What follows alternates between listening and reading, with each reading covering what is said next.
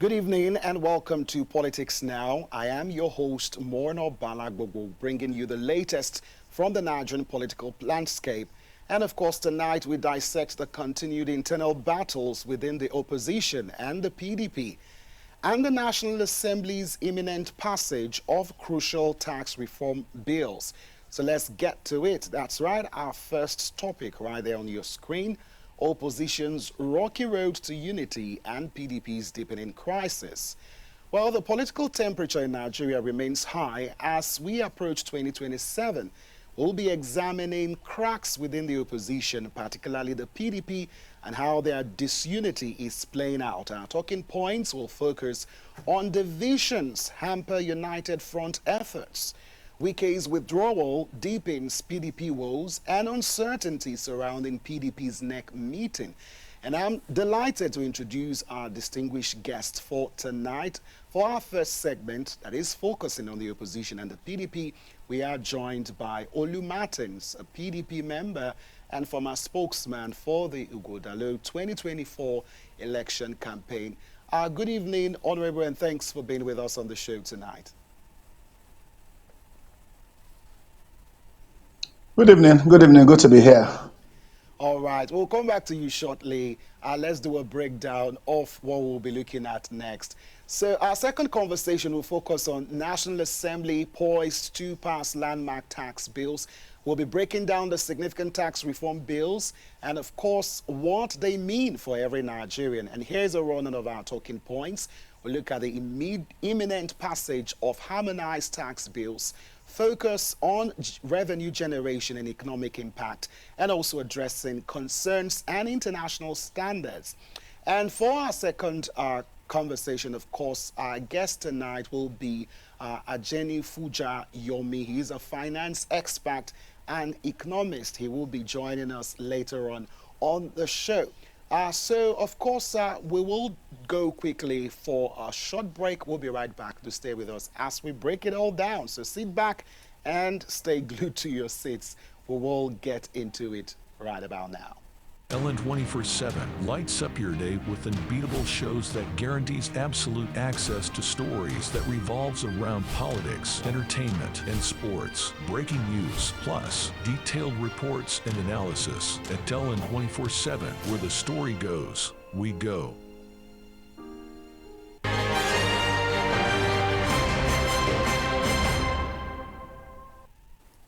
Glad to have you back. Our first major story tonight focuses on the persistent disarray within Nigeria's opposition parties. Well, just today, a high-level meeting of opposition figures in Abuja aimed at forming a coalition for 2027 was reportedly thrown into chaos when Jigawa State delegates disrupted proceedings, highlighting regional tensions. And this isn't just a political squabble. It has real implications for the future of our democracy. So let's get to it. Opposition, the visions hampering a united front. Now, the reports from today's meeting are stark. Sources indicate that efforts to form a broad-based opposition coalition against the ruling APC were marred by deep-seated disagreements and a clear lack of cohesion among prominent leaders like Atiku Abubakar and Peter Obi. The disruption by Jigawa delegates underscores regional fractures, particularly from the northwest, further complicating unity efforts. And this isn't a new story for the opposition, but the intensity of the disunity at such a critical juncture raises questions. So let's get to our guest, Olu Martins. Thank you for joining us. He's joining us all the way from Edo State, Nigeria. Good to have you once again, sir. Thank you for the opportunity. All right, so having been at the heart of a significant campaign recently, what do you think truly prevents these key opposition figures, including those within your own party, from finding a genuine common ground for a united front?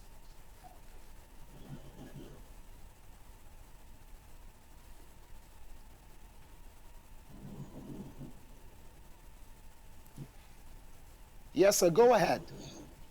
I don't think anything prevents them. Your question is a little bit preemptive because let's not forget that we're at the stage Yes, I said your question is a little bit preemptive. Nothing prevents them. Let's not forget that we are just at the teaching stage of attempting to put the coalition together. So at this stage of trying to put the coalition together, naturally there will be teething problems. The first few steps of getting to work, very easy steps. So it is understandable that people who belong to different political lineages, different political and interests, having different biases, attempting to bring them together from the nooks and crannies of Nigeria, from the metropolis to the decapolis, for those not as enlightened, for those who have hands deep in the trenches of politics, and for those who are a little technocratic, who mix a bit of technocratism into their politics. Understandably, that kind of seeming amorphous setting in trying to bring them together, there must be teething problem. After all, when did the journey to form opposition start? 1 or 2 ago. So I mean, and the election in 2027. So I think that they are starting early. I think they are started at a good pace. Isn't it understanding when individuals trying to form a union, it simply means that either individuals are pretending or one person is pretending. So normally, when people come together, especially in a very tempestuous time as our own, where politics is a winner take it all, naturally there will be teachings. But what are we talking about? Jigawa State is one state among the states that send delegation to that meeting. So it's just one state, and their grouses are things that can also be attended to. So I don't see any problem. Nothing prevents them. The coalition is moving on, and the coalition better work out for the safety, for the guarantee of a democracy where everybody can have freedom of expression without the consequences of expressing themselves. Democracy, so to have a coalition is beautiful for democracy, because you must have a vibrant opposition to serve and checks and balances, especially for an PC that has to be a little bit draconian, has to be a little bit in their approach to governance. It is in our interest that the coalition works. Okay. Now, beyond individual ambitions, are there fundamental ideological or structural issues within the opposition that makes unity almost an impossible task? So let's talk about ideology, because you have people coming from PDP, from Labour Party, from SDP. So is it just the ideology of defeating an incumbent, or we need to really go deeper? What's your take? I think the mental is what we are focused on. Permit me to draw allusion to a biblical function. I think somewhere in Genesis 11, the Bible says who had just ambition, build a tower that will reach to up to heavens. It took God to disrupt their balance by disrupting their. Otherwise, even God himself attested to the fact that seeing that there's unification and unity of purpose, nothing will stop these people from their aspirations. It is the same thing here. The interest ab initio is that realizing how the APC operates is on tactics, its capacity to disrupt and to spend money to induce people to join their fold. We have found out that, and when you look at the history of this sitting president and what transpired in Lagos State, we can't allow an individual turn Nigeria to a fiefdom. So the singular focus, because we must have a singular focus, that everybody has realized that we must save Nigeria's democracy from the pattern of God. So the focus now is we are forgetting our differences, we are forgetting our ideological proclivities, and we're all saying that in the first interest, let's wrestle power from these seemingly antipathic tendencies who also use Antuvian means to twist people to get as many people in their fold as possible. In the final analysis, we have postulated and postulated rightly that this election is going to be the hunger that resides in the bowels, in the inner crevices of the Nigerian people against the ruling class, especially the ruling APC, who are attempting to hold Nigerians at their jugular and putting their neck on their throat. We need to breathe. Democracy needs to breathe. Nigeria is too diverse. Nigeria has too many ethnic groups. It's too multifaceted to have one party that wants to put everybody in one basket and keep their eyes on that basket. It's a dangerous trend, and that's why the opposition has said, for instance, let's come together and swell our All ranks right. so that we can militate against some of these things and have a democracy that accommodates the views of everybody. We must have a democracy that accommodates the views of everybody. Views dissent. I must have a right to express myself. The majority can have their way, but the minority must have their say. Only to adapt. Okay, now, Mr. Olu, can you attribute some of the external influences like we saw with the Jigawa disruption, so to speak, as pressure from the ruling APC? And how can the opposition guard against such tactics moving forward? Because, I mean, you recall El Rufai had made several allegations against the APC as solely being responsible for some of the crisis and the chaos that we have been seeing in opposition political parties. So what do you think is responsible for what played out? It's a possibility. Fela has a song. He say he get one style where them they use, then go bring one African chief, a man with low mentality, all right, and then they will induce him to put. So it's the same style. So it is possible that there are infractions, that there are bans, there are intrusions into the process. It is not. It is not impossible. It's not. It's what the AP can do. But we are students of history.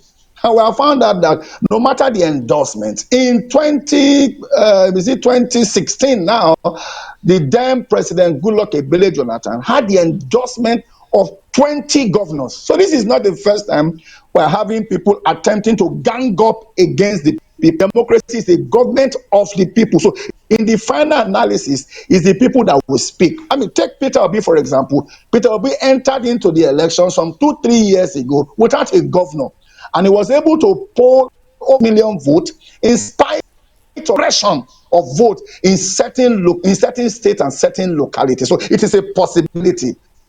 Coalition is not deterred, because we have found out that even the PDP itself is the ab initio that was built for opposition. The PDP, when it was a ruling party, prepared itself to perpetuate itself in office until the Nigerian people said, no, enough of this behavior. And the PDP has learned its lesson. But it looks like our political class don't learn their lesson. Okay, Because now the talking about the PDP was PDP, accused of doing. let's move to the second talking point, which has to do with the Wike conversation as of Sunday. Adding significant fuel to the fire.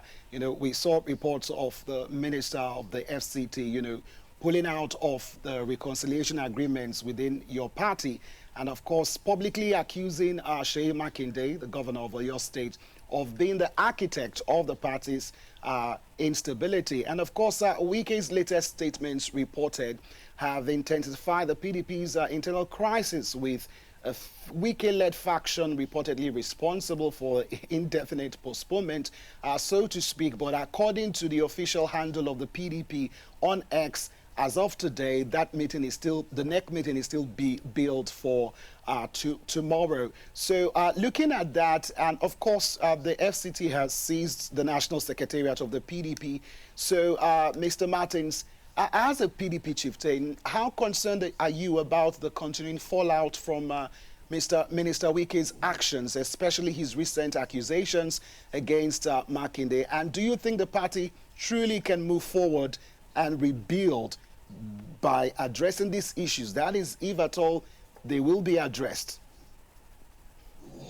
Thank you very much. I'm a little bit concerned for the FCT minister. Beyond his politics, I'm not looking at the propriety of his thinking. I'm going politics to look at how his mind works. Because here is a barrister Yinson Wike, with all due respect to him, who has openly endorsed the APC and President Tinubu for second term. What it means is that you don't care what happens to the PDP. You can eat your cake and have it. If you want to have it, it will not be how you. I do not understand the kind of politics that we play when we have to do with politics of intent. The question is, what we are saying in the FCT minister is the voice of Jacob. So clearly, we know where your interest is, and you have not made it unknown. You have written it in black and white on the walls. Mene take care of us, and we have read it. Your interest is in APC. Your mind is in APC. How come you want to have one leg in PDP and another leg in APC? Why my party has not been able to decisively wield the disciplinary stick? Because I heard the acting chairman in BBC Hausa where he was saying that he doesn't understand why the instruments within PDP, the NWC, the National Executive Council, the BOT, the PDP governors cannot wield the big stick against Yinsom Wike. But then the building, what you have now, if he decides to seal up the building for whatever reason, what you have is a building.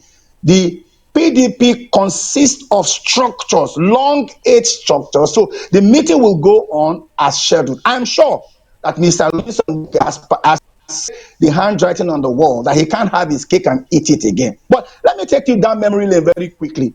Who has Barrister Yinsom Wike not fought against? Uche Secondus, former chairman, is had issues with him. The immediate past national chairman, that Iyocha Ayu, he has had issues with Iyocha Ayu. He has had issues with Sim Fubara. He has had issues with the former governor of Edo State, Governor Obaseki. He has had issues with the leadership of the PDP. And who doesn't Barrister Wike ride short Mr. on? Olu, I I'm not a think that spokesperson he for the has an FCT, overbloated but I want estimation us of to logically look himself. at PDP needs his to own take a case. decisive. Mr. The Olu, PDP needs yeah, to take an the action on him. FCT, according to speculations rather, I mean, this so-called agreement had to do with, backing out of the fighting, I mean, the court case against the federal government over the emergency role that was declared in Rivers State. So if that was the agreement, don't you think that the party is, putting more fire into what's already burning regarding the core issues? Do you have any prior inside information that you could tell us as to what the agreements were for him to just go about, feuding with Makinde? And some people feel that this could affect the ability of your party to retain loyalty amongst its grassroots supporters, particularly in key regions like the South, South, and the Southwest. thank, thank you very much. It's funny to me because Governor Makinde is not the organ of PDP. Governor Makinde is a strong stakeholder in the PDP. So when you talk about agreement, can you have an agreement with one or two people within the party and expect that that agreement will run through the organs of the party? The agreement was not with the National Working Committee. The agreement was not with the National Council. The agreement was not with the BOT. The agreement was not with the PDP governors. The agreement was not with critical stakeholders of the PDP. So who the agreement with? And besides, is PDP's word against Governor Makinde's own.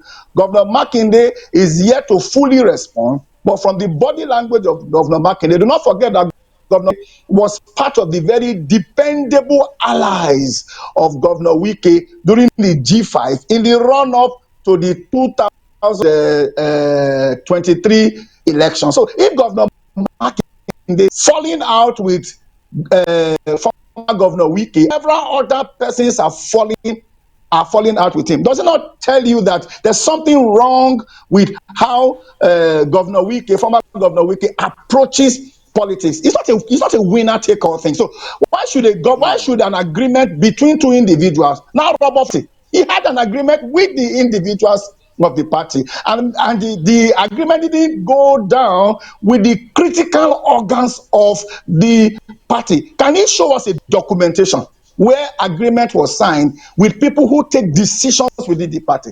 The party has an acting national chairman. The party has a national secretary. The party has a national organizing secretary, and the party has a legal, national, secretary.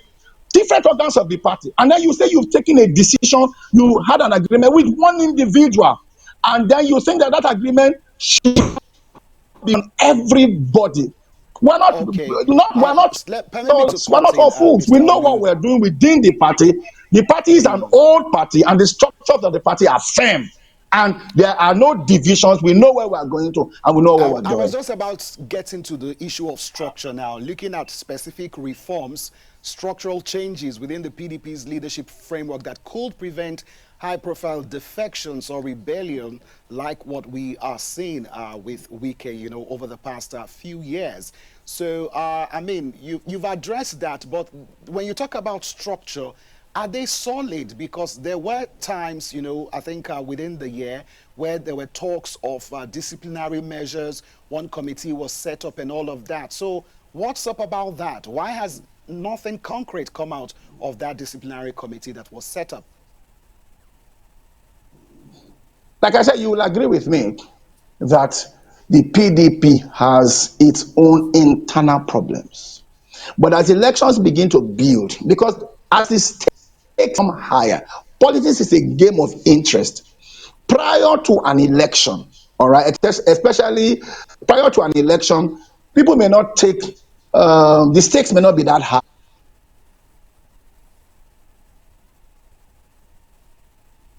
Getting to it. It's the difference between going to inspect a car when you're not ready to buy it, and then inspecting a car when you have come with money in to buy it. The tendencies, the proclivities of Governor Wike, with all due respect to him, is not unknown to Nigerians. It's not unknown to the party, all right? So naturally, I mean, things like that will happen. But I also think that Governor Wike may have also seen the handwriting on the wall, all right? Because my father used to tell me that when the market is, you need to tell a blind man. Once he stops to hear noise, the cacophony of those who are in the market, he knows that the market has closed. So I think that Wike is just doing the wranglings or wringlings of a snake whose head has been cut off, or of a ceiling where you have cut off the electricity. It will still seem to be rolling, but after a while it stops. Governor Okay. Markin had very strong people within our working committee. All of those strong people were in the same ship with Governor Wike. He has pulled out all of those people now. So agree that Governor Wike may have one or two people in the working committee, in the National Executive Council that may be loyal to him.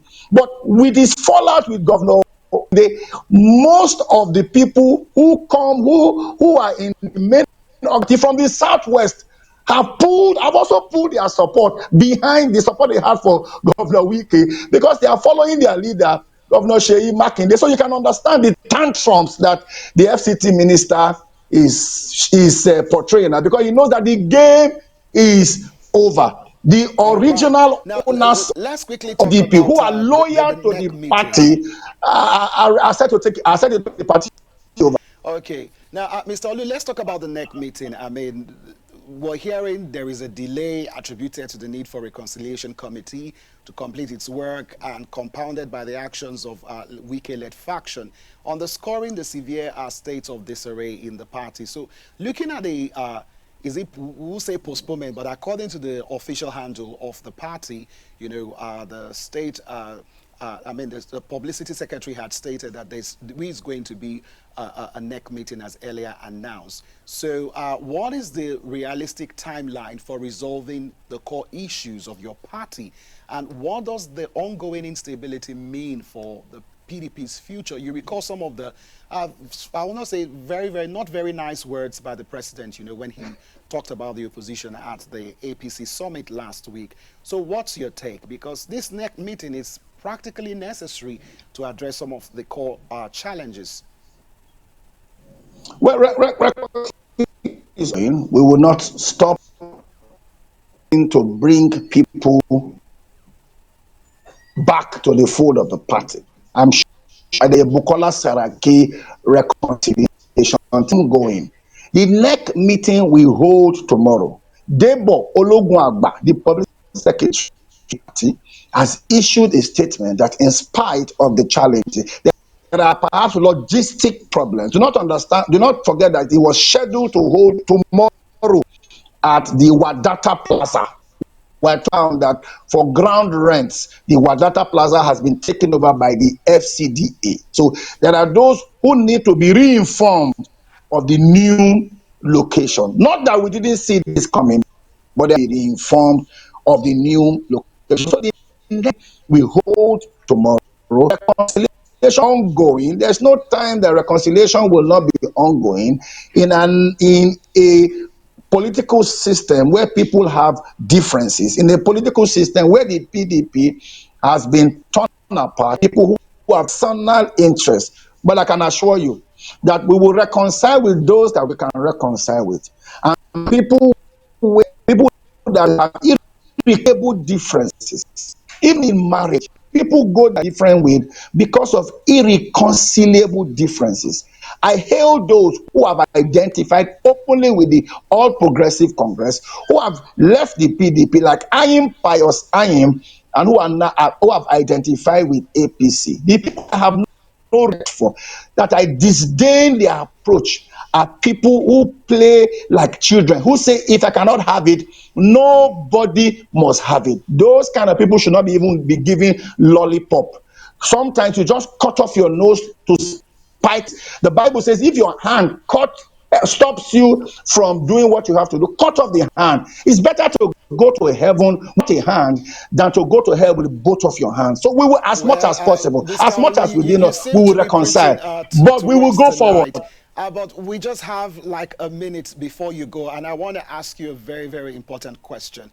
Now, there is no doubt that there is speculations that Governor Makinde wants to run under the PDP. And Atiku, on the other hand, is busy trying to, have these coalition meetings to see how they can forge ahead to, unseat the APC-led government in 2027. So how will that work? Do you support those who are speculating that Makinde could run in 2027? Just 1 minute to answer. Yes, Governor Makinde has all it takes to run for president. He's a sane human being. But again, is that the PDP is a democratic structure. Will open the space for everybody to run. But then there's politics about crisis and consensus in the final analysis. And PDP has some of the most mature politicians. They will talk. They will judge. They will compromise. They will shift grounds. They will shift swords. And at the end of the day, the best candidate that can fly and represent the interest of the People's Democratic Party that still stands till tomorrow as the oldest and formidable political structure in this. In 1999, we were PDP. In 2025, we are still PDP. We have not changed. Oba no dey go transfer. We are where we are. We may shake through the turbulence of the flight, but the aeroplane will light. The aeroplane will land. This conversation, we need to move to the next conversation. But once again, thank you so much, Olu Martin, sir, for being with us on the show tonight. Thank you. Thank you for the. Okay, we'll take a short break, and when we return, we'll discuss the National Assembly's imminent passage of the crucial tax reform bills with Mr. Ajenufuja Yomi. Don't go nowhere. We'll be right back. LN 24/7 lights up your day with unbeatable shows that guarantees absolute access to stories that revolves around politics, entertainment, and sports. Breaking news, plus detailed reports and analysis at LN 24/7.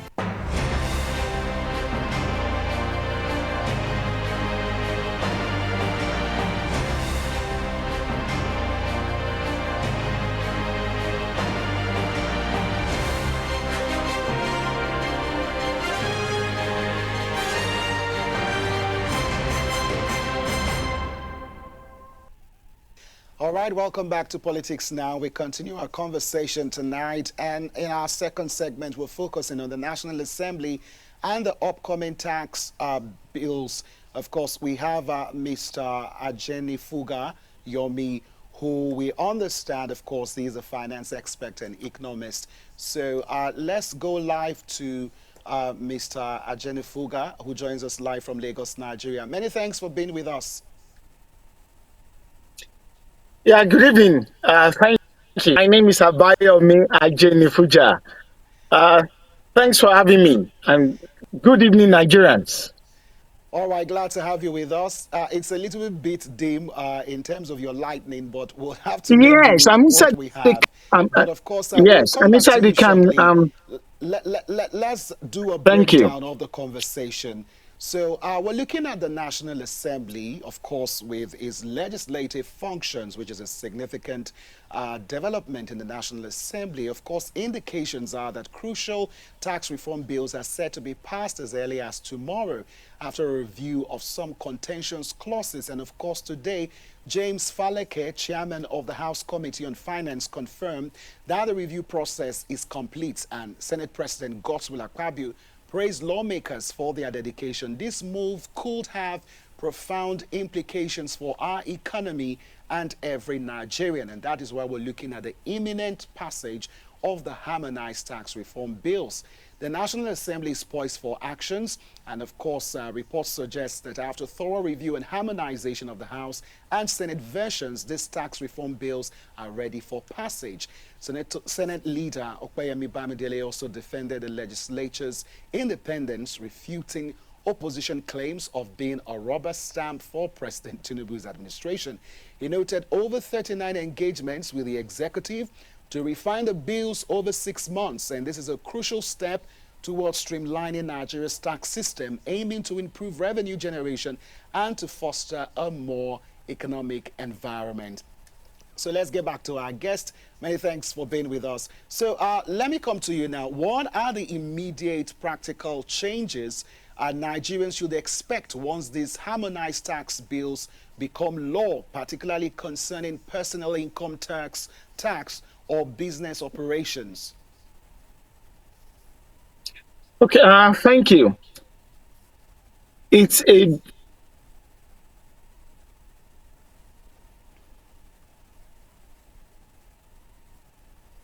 Mr. Yomi, go ahead.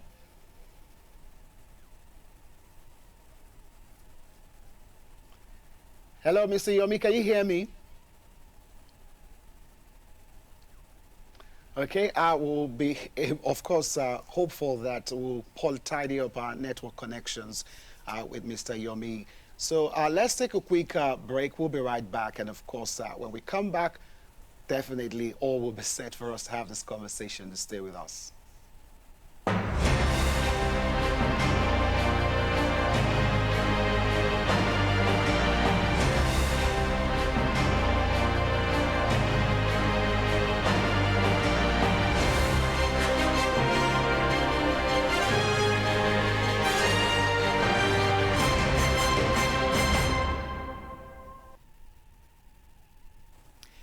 All right, good to have you back with us, Mr. Yomi.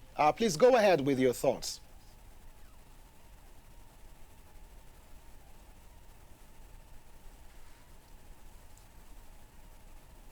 Mr. Yomi, can you hear me?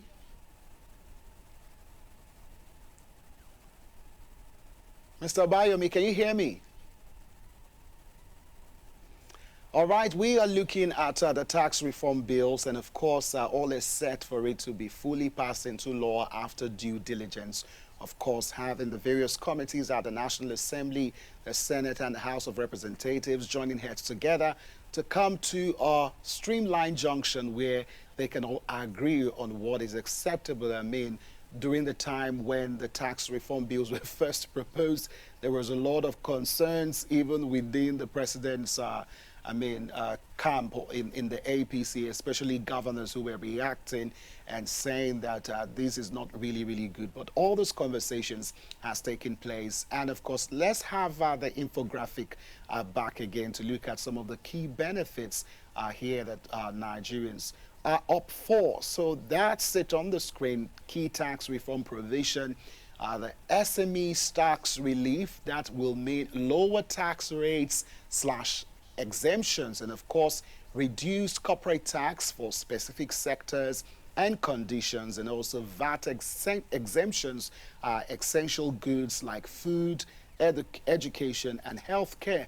And it's very important that we have this conversation, of course, as tax has a lot to do in terms of how it impacts our economy as a nation. And of course, our expert will connect with shortly. If he's up, we'll have him back on our screens. And of course, looking also at the timing, is it right? Because when you look at some of the policies of President Bola Ahmed Tinubu, of course, he ran, there was going to be a review of the tax reforms. You look at the timing, it's quite ripe as the president marks 2 years in office. So this bill is so important to the nation's economy. Hopefully, our guest, Abayomi, can log out and then log in and get back with us to have this conversation. So we'll take a quick break. We'll be right back to continue the conversation. To stay with us. What makes the political system what it is today? What are the recurring issues? The tussle for power. An extremely problematic area. The tension. The instability of the system. Join LM 24/7 as we take you inside the local and international political arena in the world of politics. The golden age of America begins right now. I will very simply put America first. Watch Politics Now on LM 24/7. Don't miss Politics Now on LN 24/7.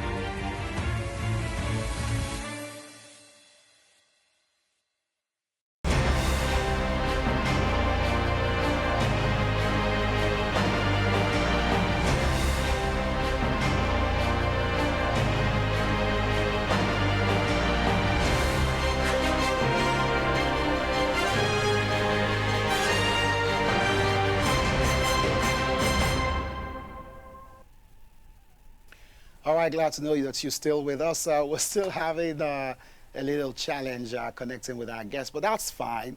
So the question is the timing right for such comprehensive tax reforms, especially with the current economic challenges facing the average Nigerian? And are we foreseeing any immediate inflationary pressures?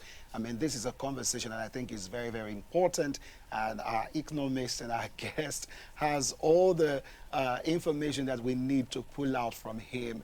But it's no surprising that this is coming at a time like this, where the president is marking 2 years anniversary of his work so far. And there's been a whole lot. Everybody who was on the sidelines at first when this bill was proposed, everyone seems to be calm, like, okay, this is good for us. So there's a whole lot of streamlining, a whole lot of digitizing, a whole lot of ensuring everything is put together so that those who are being taxed, excessively, that wouldn't be the case again, hopefully.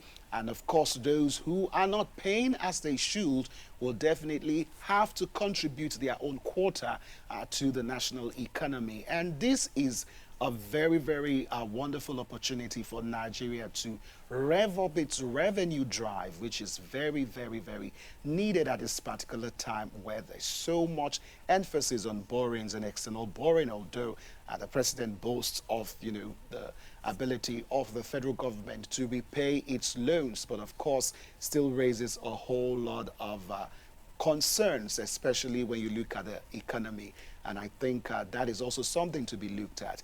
Then on the question of how will the harmonized tax bills address regional disparities in tax collection and also revenue allocation, particularly for states with lower economic activity, that's been the concern. I recall the governor of Nasarawa and even the governor of Oyo State, Makinde, we spoke about him earlier on in our first topic. There's just a whole lot of questions as to, what will happen to states who are not producing enough? And I recall on this show, we've made several emphasis on the fact that states need to do so much more. All the waiting for FAC allocations monthly is not really going to help us as a nation. We have to figure out what we will do as a state. There's so many potentials that we need to look at. Is it the minerals potential, tourism potential, even industrialization potential? In every 36 states of this blessed nation, there is a whole lot to dig deep into, and states need to look deeper to be able to tap into the productive power.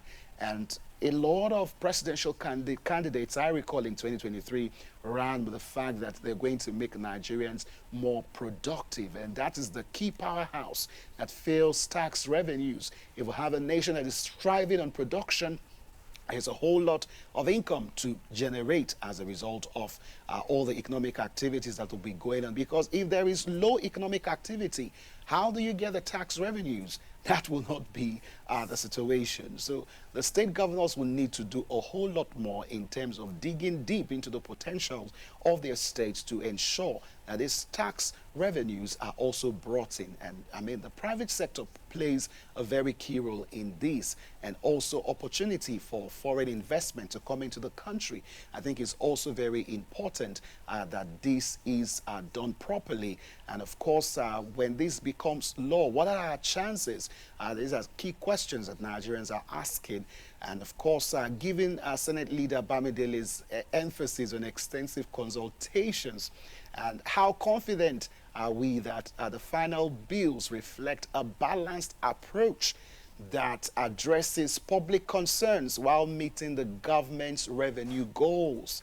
And I mean, the Tinubu-led administration is very key on increasing government's revenue, but we're looking at a balanced approach whereby some people don't get to feel the brunt that much, because if we have taxes that are high, you recall what's even going on with Donald Trump and what's going on with U.S. politics and what President Donald Trump is doing to drive up revenue via taxes.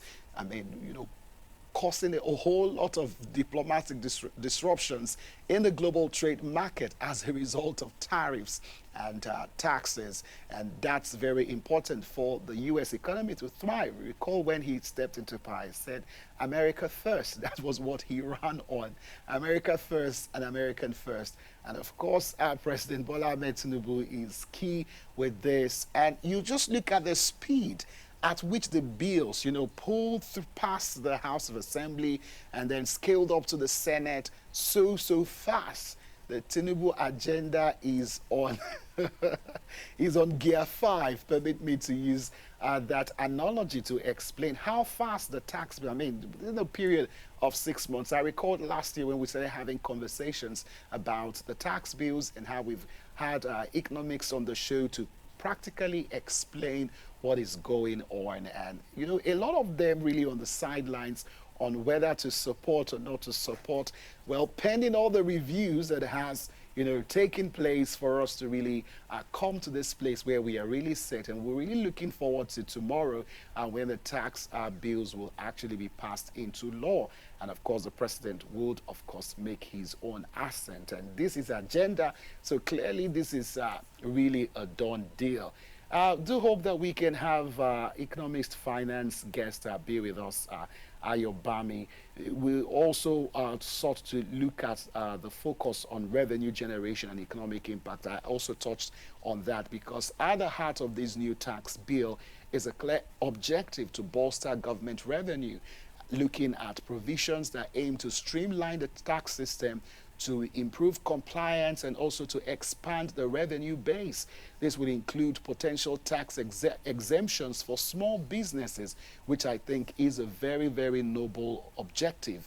A reduction in corporate income tax too, given the dollar to naira exchange rate. I think it's very, very pertinent to have that at this time. And kudos to the National Assembly for being able to get this through and all that needs to be done in terms of the review and get it fast-tracked. And of course, VAT exemptions for essential items. Like I recall, I mean, there were some goods that, I mean, there was just need to have that VAT exemptions to be able to bring down the cost of food. So that is the balancing that we are looking at here, to have that balance to ensure that, I mean, there is a holistic approach that, I mean, we don't suffer here and we don't suffer there in terms of the pros and cons of the bills. And of course, there will always be some cons, but we're looking at the bright side on the show, and I think that's also very, very important. Now, also talking about reduced corporate tax for specific sectors and conditions. I mean, we mentioned all of that, and the VAT exemptions, like I was just talking about, we're looking at essential goods like food, education too. That is also very important, and not to forget healthcare, which I think is also very key. And we're looking at the question that, you know, we would love to have asked our guest, you know, earlier tonight, was the proposed tax exemptions genuinely for the small, medium-sized enterprise sector, and the factors that need to be addressed concurrently for real growth. Because we talk of growth on paper, but real tangible growth that can be felt by those small business owners.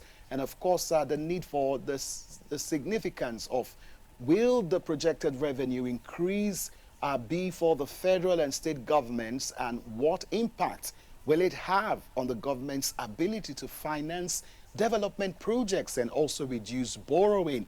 That is very key. At first, when this tax bill was proposed by this government, you know, I was like, I mean, this is a fantastic opportunity for us to be able to cut down on our debt by reducing borrowing, because the president always boasts of leaving in Nigeria for our children unborn. But of course, people who are living now are still complaining of economic hardship. So bear the pains, that's the word, the rhetoric rather, of the president. Bear the pains now and safeguard the lives of the future of our children. But at the same time, a lot of Nigerians are asking, Mr. President, what are you doing on your own part to ease the burden on Nigerians at the moment? Because we are the ones alive. If we are not alive right now, how are we going to have the children that we are preparing the future for? And I think that's also very key. Another key question to look at is, how will the proposed tax exemptions for small businesses and essential goods be balanced against the government's goal of increasing revenue? And are there risks of creating loopholes for tax evasion? What is going to be the memorandum in terms of the checks and balances, so that people don't get to abuse that opportunity? Because that is something that we've seen time and time again, talking about corruption, people using these loopholes to evade tax, and that is something that a lot of persons are concerned about. And hopefully the reviewed tax bills will address all of those concerns. And also, another important question to look at is the role of technology and digital tools, and how it plays in improving tax compliance and ensuring the success of these reforms. How do we move past a situation where people have to be policed, you know, back and forth, time and time again, police sometimes harassed? We need to move past all of that in this digital age that we are in. And I think that's also one of the key things that the tax reform bills seeks to address.